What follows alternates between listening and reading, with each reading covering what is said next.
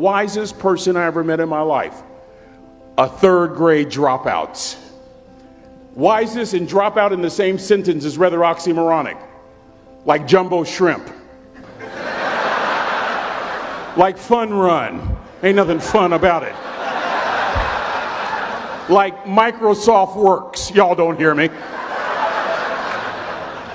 I used to say like country music, but I've lived in Texas so long, I love country music now. I hunt, I fish, I have cowboy boots, and y'all, I'm a black-neck redneck. Do you hear what I'm saying to you?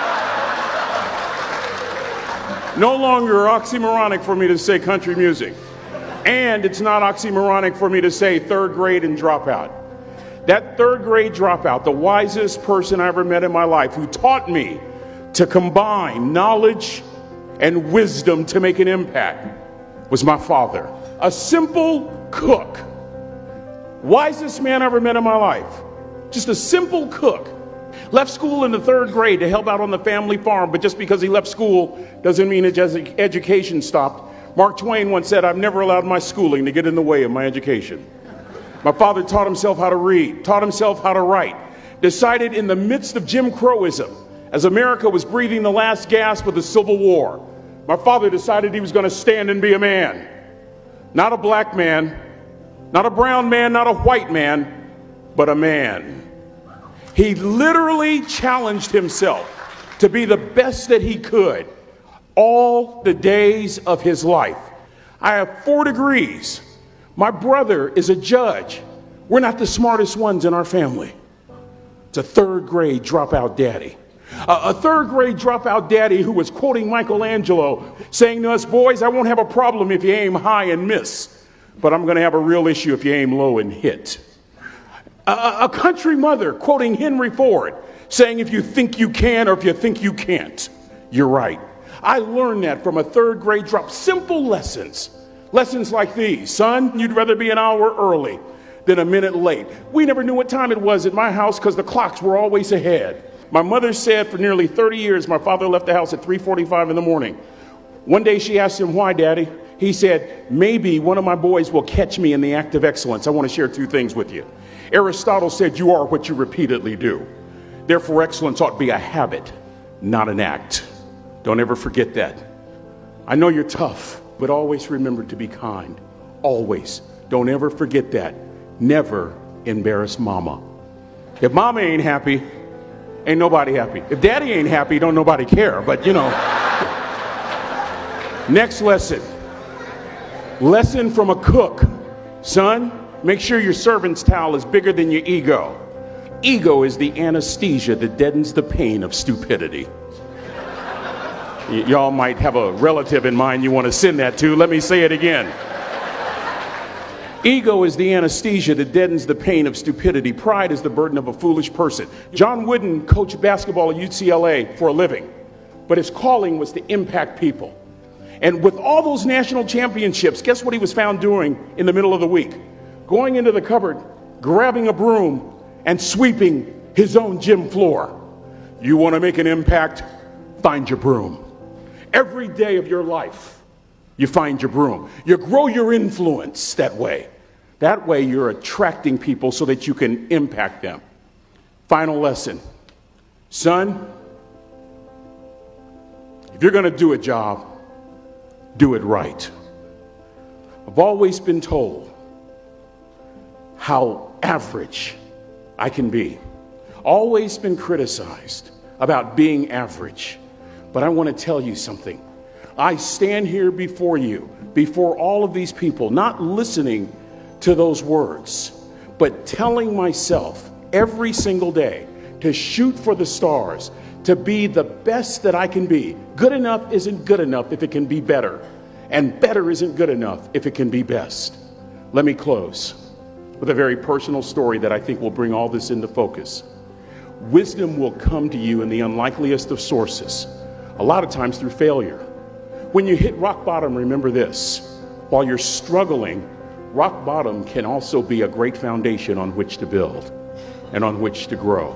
I'm not worried that you'll be successful. I'm worried that you won't fail from time to time.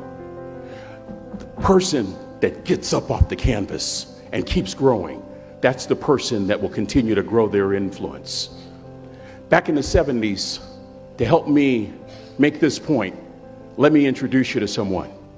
I met the finest woman I'd ever met in my life. Back in my day, we'd have called her a brick house. This woman was the finest woman I'd ever seen in my life. There's just one little problem. Back then, ladies didn't like big old linemen. The Blind Side hadn't come out yet.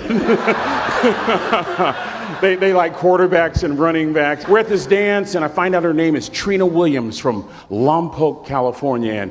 And we're all dancing, and we're just excited. And I decide in the middle of dancing with her that I would ask her for her phone number. Trina was the first one. Trina was the only woman in college who gave me her real telephone number. The next day, we walked to Baskin & Robbins ice cream parlor. My friends couldn't believe it. This has been 40 years ago, and my friends still can't believe it. We go on a second date, and a third date, and a fourth date. We drive from Chico to Vallejo so that she could meet my parents. My father meets her. My daddy, my hero, he meets her, pulls me to the side and says, "Is she psycho?" But anyway, we go together for a year, 2 years, 3 years, 4 years. By now, Trina's a senior in college. I'm still a freshman, but I'm working some things out. I'm so glad I graduated in 4 terms. Nixon, Ford, Carter, Reagan. So now it's time to propose. So I talk to her girlfriends, and it's California. It's in the 70s, so it has to be outside. Have to have a candle, and you have to have, some chocolate. And listen, I'm from the hood. I had a bottle of Boone's Farm wine. That's what I had. She said yes. That was the key. I married the most beautiful woman I'd ever seen in my life. Y'all ever been to a wedding, and even before the wedding starts, you hear this? How in the world? And it was coming from my side of the family.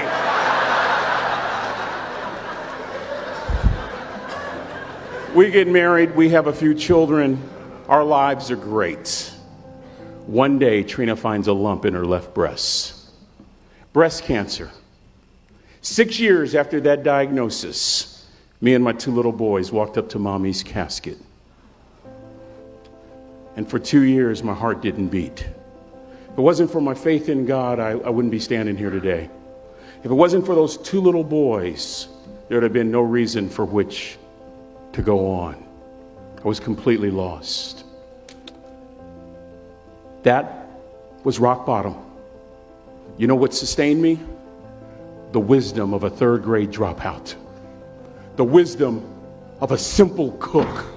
We're at the casket. I'd never seen my dad cry. But this time I saw my dad cry. That was his daughter. Trina was his daughter, not his daughter-in-law.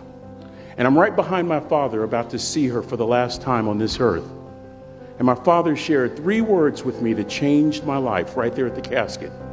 It would be the last lesson he would ever teach me. He said, "Son, just stand. You keep standing. You keep standing. No matter how rough the sea, you keep standing." And I'm not talking about just water. You keep standing. No matter what, you don't give up.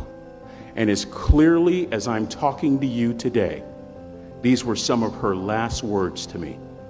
She looked me in the eye and she said, "It doesn't matter to me any longer how long I live. What matters to me most is how I live." To ask y'all one question, a question that I was asked all my life by a 3rd grade dropout: how you living? How you living? Every day ask yourself that question, how you living?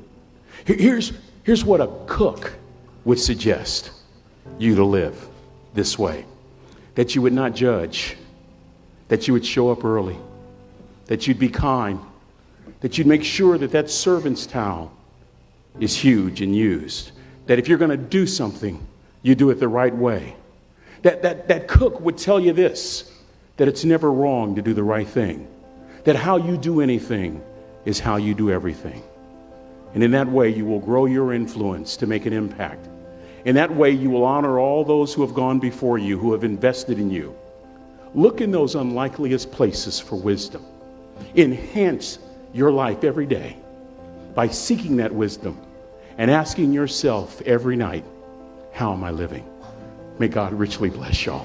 Thank you for having me here.